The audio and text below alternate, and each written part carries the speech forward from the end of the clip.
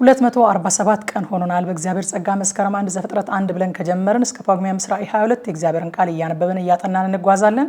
ዛሬ የምናነበው ክፍል ደግሞ ሰቆቃወ ኤርምያስ ከምዕራፍ 1 እስከ 5 ድረስ ያለውን ነው። አብረን እናንብብ። በጌታ በኢየሱስ ስም አነባለሁ። ምዕራፍ 1 ሕዝብ ሞልቶባት የነበረች ከተማ ብቻዋን እንዴት ተቀመጠች? በአሕዛብ መካከል ታላቅ የነበረች እንደ መበለት ሆናለች። በአውራጆች መካከል ልዕልት የነበረች ተገዢ ሆናለች። በሌሊት እጅግ ታለቅሳለች፣ እንባዋን በጉንጯ ላይ አለ። ከውሽሞቿ ሁሉ የሚያጽናናት የለም። ወዳጆቿ ሁሉ ወነጀሏት፣ ጠላቶችም ሆኗት። ይሁዳ ስለ መጨነቅና ስለ ባርነት ብዛት ተማረከች። በአሕዛብ መካከል ተቀመጠች፣ እረፍትም አላገኘችም። የሚያስጨንቋት ሁሉ ተጨንቃ አገኟት። ወደ ዓመት በዓልም የሚመጣ የለምና የጽዮን መንገደኞች አለቀሱ።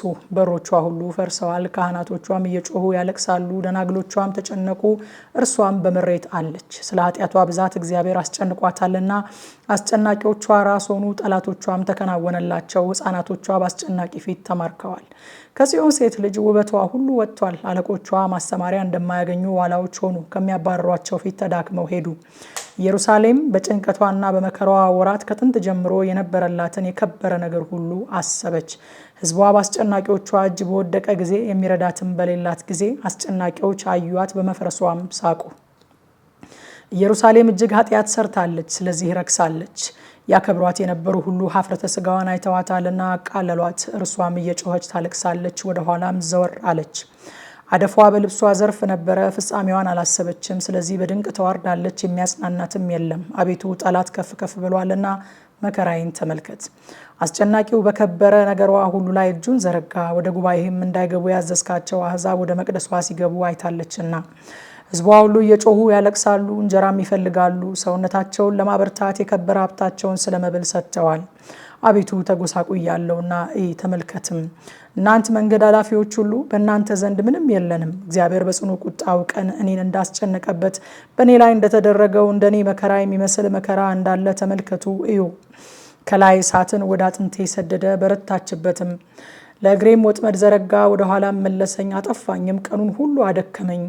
የኃጢአቶቼ ቀንበር በእጁ ተይዛለች፣ ታስረው በአንገቴ ላይ ወጥተዋል። ጉልበቴን አደከመ። ጌታ በፊታቸው ቆም ዘንድ በማልችላቸው እጅ አሳልፎ ሰጠኝ። ጌታ ኃያላኖቼን ሁሉ ከውስጥ ያስወገዳቸው፣ ጎልማሶቼን ያደቅ ዘንድ ጉባኤን ጠራብኝ። ጌታ ድንግሊቱን የይሁዳን ልጅ በመጥመቂያ እንደሚረገጥ አድርጎ ረገጣት። የሚያጽናናኝ ነፍሴን የሚያበረታታት ከኔ ርቋልና ስለዚህ ያለቅሳለሁ። አይኔ ውሃ ያፈሳል፣ ጠላት በርትቷልና ልጆቼ ጠፍተዋል። ጽዮን እጇን ዘረጋች፣ የሚያጽናናት የለም። እግዚአብሔር በያዕቆብ ዙሪያ ያሉትን እንዲያስጨንቁ ታዘዘ። ኢየሩሳሌም በመካከላቸው እንደ ርኩስ ነገር ሆናለች። በአፉ ነገር ላይ አመፅ አድርጌያለሁና እግዚአብሔር ጻድቅ ነው። እናንተ አሕዛብ ሁሉ እባካችሁ ስሙ፣ መከራዬን ተመልከቱ። ደናግሎቼና ጎበዛዘቴ ተማርከው ሄዱ። ውሽሞቼን ጠራው፣ እነርሱም አታለሉኝ። ካህናቶቼና ሽማግሌዎቼ ሰውነታቸውን ያበረቱ ዘንድ መብል ሲፈልጉ በከተማ ውስጥ ሞቱ።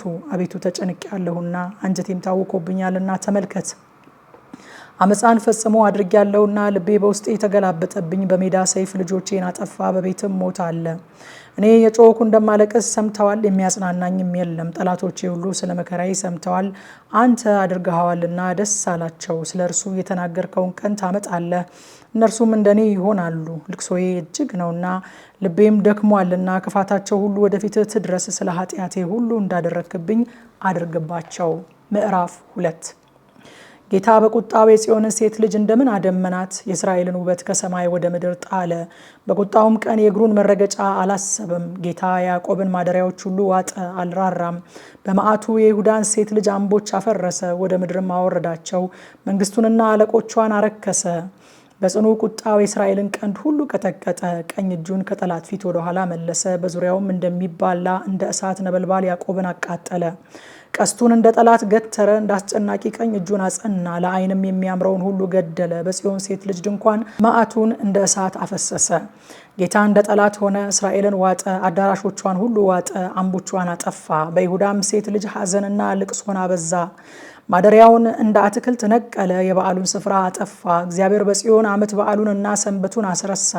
በቁጣውም መዓት ንጉሱንና ካህኑን አቃለለ። ጌታ መሠዊያውን ጣለ፣ መቅደሱን ጠላ።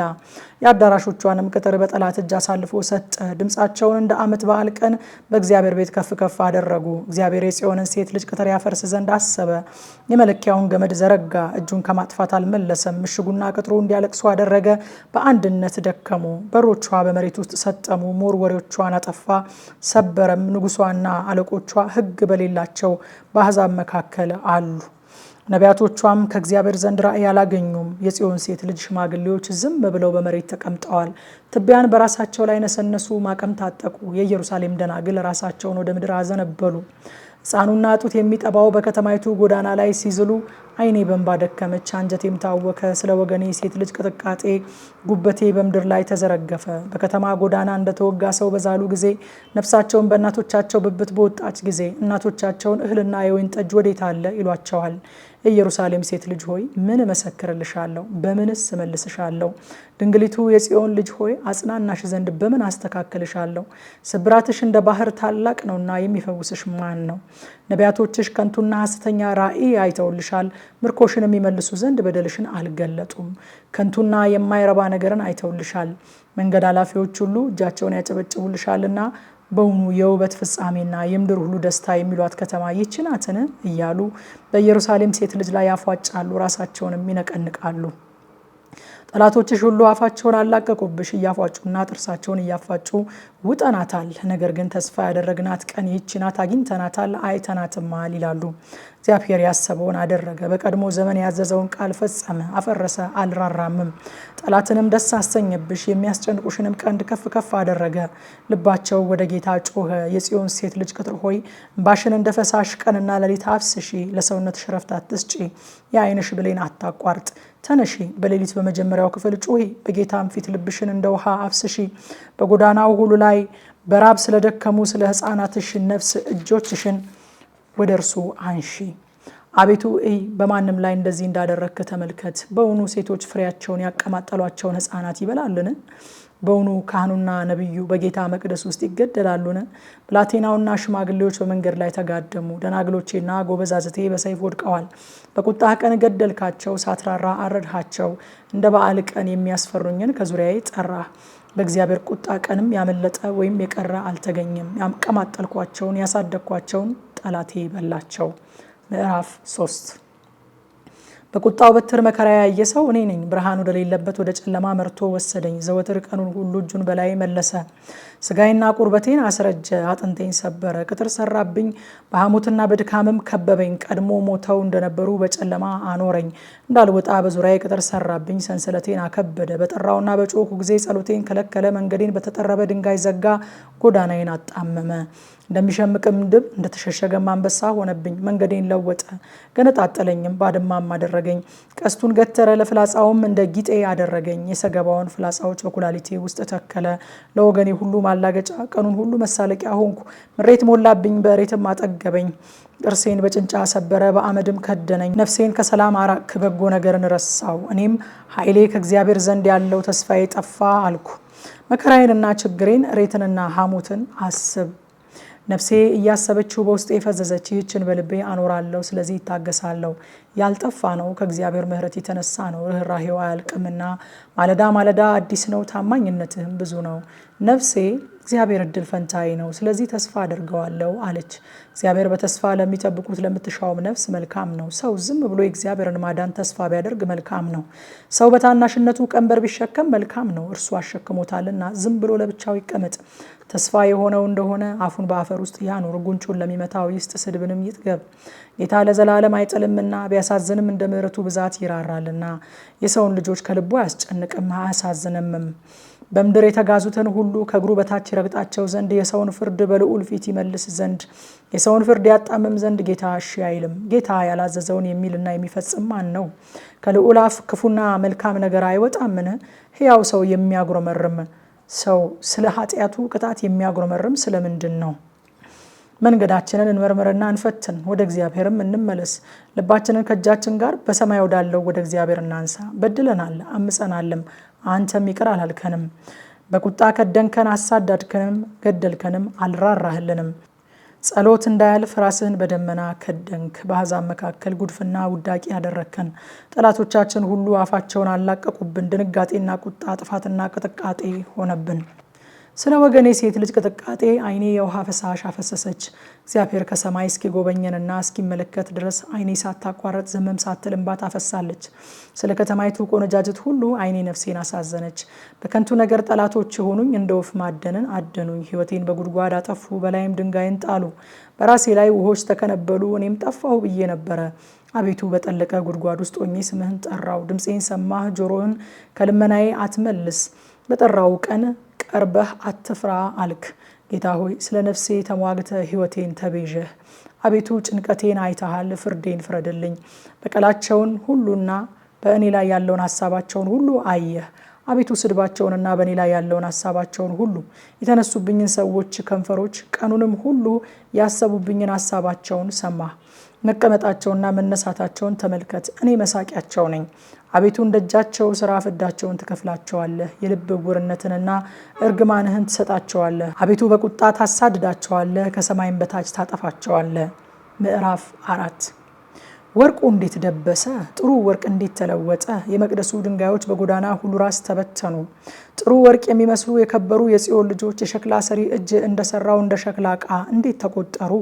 ቀበሮች እንኳን ጡታቸውን ገልጠው ግልገሎቻቸውን አጠቡ። የወገኔ ልጅ ግን እንደ ምድረ በዳ ሰጎን ጨካኝ ሆነች። ጡት የሚጠባው የሕፃን ምላስ ከጥም የተነሳ ወደ ተናጋው ተጣበቀ። ሕፃናት እንጀራ ለመኑ፣ የሚቆርስላቸውም የለም። የጣፈጠ ነገር ይበሉ የነበሩ በመንገድ ጠፉ።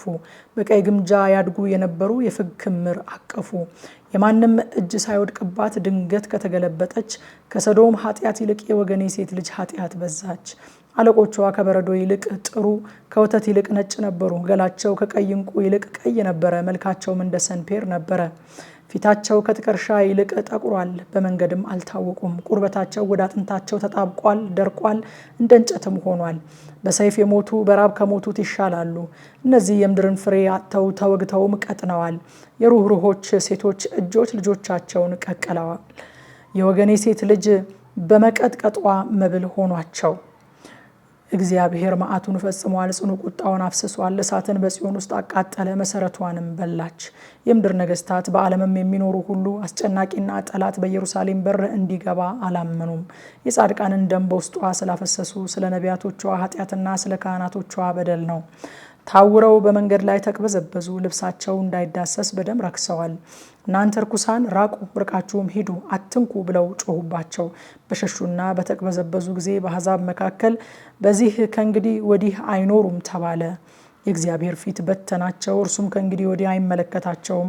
የካህናቱን ፊት አላፈሩም፣ ሽማግሌዎቹንም አላከበሩም። ዓይናችን ወደ ከንቱ ረዳታችን ገና ሲመለከት ጠፍቷል። በመቆየታችን ማዳን የማይቻለውን ሕዝብ ጠብቀናል። በአደባባያችን እንዳንሄድ ፍለጋችንን ተከተሉ። ፍጻሜያችን ቀርቧል፣ እድሜያችን አልቋል፣ ፍጻሜያችን ደርሷል። አሳዳጆቻችን ከሰማይ ንስር ይልቅ ፈጣኖች ሆኑ። በተራሮች ላይ ያሳደዱን፣ በምድረ በዳ ሸመቁብን። ስለ እርሱ በአሕዛብ መካከል በጥላው በሕይወት እንኖራለን ያልነው በእግዚአብሔር የተቀባ የሕይወታችን እስትንፋስ በጉድጓዳቸው ተያዘ። በኦጽ ምድር የምትኖሪ የኤዶምያስ ልጅ ሆይ ደስ ይበልሽ፣ ሐሴትም አድርጊ። ጽዋው ደግሞ ወደ አንቺ ያልፋል፣ አንቺም ትሰክሪያለሽ ትራቆቻለሽም። የጽዮን ልጅ ሆይ የበደልሽ ቅጣት ተፈጸመ፣ ከእንግዲህ ወዲህ አያስማርክሽም። የኤዶምያስ ልጅ ሆይ በደልሽን ይቀጣል፣ ኃጢአትሽን ይገልጣል። ምዕራፍ 5 አቤቱ የሆነብንን አስብ፣ ተመልከት፣ ስድባችንንም እይ። ርስታችን ለእንግዶች ቤቶቻችን ለሌሎች ሆኑ። ድሃ አደጎችና አባት የሌለን ሆነናል። እናቶቻችን እንደ መበለቶች ሆነዋል። ውሃችንን በብር ጠጣን፣ እንጨታችንን በዋጋ ገዛን። አሳዳጆቻችን በአንገታችን ላይ ናቸው። እኛ ደክመናል፣ ረፍትም የለንም። ለግብፃውያን ለአሦራውያን እንጀራ እንጠግብ ዘንድ እጅ ሰጠን። አባቶቻችን ኃጢአትን ሰሩ፣ ዛሬ የሉም። እኛም በደላቸውን ተሸከምን። ባሪያዎች ሰልጥነውብናል፣ ከእጃቸው የሚታደገን የለም። ከምድረ በዳ ሰይፍ የተነሳ በሕይወታችን እንጀራችንን እናመጣለን። ከሚያቃጥል ከራብ ትኩሳት የተነሳ ቁርበታችን እንደ ምድጃ ጠቆረ። በጽዮን ሴቶችን በይሁዳም ከተሞች ደናግልን አጎሰቆሉ። አለቆች በእጃቸው ተሰቀሉ። የሽማግሌዎች ፊት አልታፈረም። ጎልማሶች ወፍጮን ተሸከሙ፣ ልጆችም ከእንጨት በታች ተሰናከሉ። ሽማግሌዎች ከአደባባይ፣ ጎልማሶችም ከበገናቸው ተሻሩ። የልባችን ደስታ ቀርቷል፣ ዘፈናችን ወደ ልቅሶ ተለውጧል። አክሊል ከራሳችን ወድቋል፣ ኃጢአት ሰርተናል፣ ወዮልን፣ ስለዚህ ልባችን ታሟል። ስለዚህም ነገር ዓይናችን ፈዟል። ስለ ጽዮን ተራራ ባድማ ሆናለችና ቀበሮችም ተመላልሰውበታልና አቤቱ አንተ ለዘላለም ትኖራለህ፣ ዙፋንህ ከትውልድ እስከ ትውልድ ነው። ስለምን ለዘላለም ትረሳናለህ? ስለምን ስለ ረጅም ዘመን ትተወናለህ? አቤቱ ወደ አንተ መልሰን፣ እኛም እንመለሳለን። ዘመናችንን እንደ ቀድሞ አድስ፣ ነገር ግን ፈጽመ ጥለህናል፣ እጅግ ተቆጥተህናል ይላል። ከምሽቱ 3 ሰዓት በኢትዮጵያ ሰዓት አቆጣጠር በቲክቶክ እና በቴሌግራም ገጻችን በቀጥታ ስርጭት የተነበበውን ክፍል በጥልቀት እናጠናለን። ኑና አብረን እናጥና። ጸጋ ይብዛላችሁ።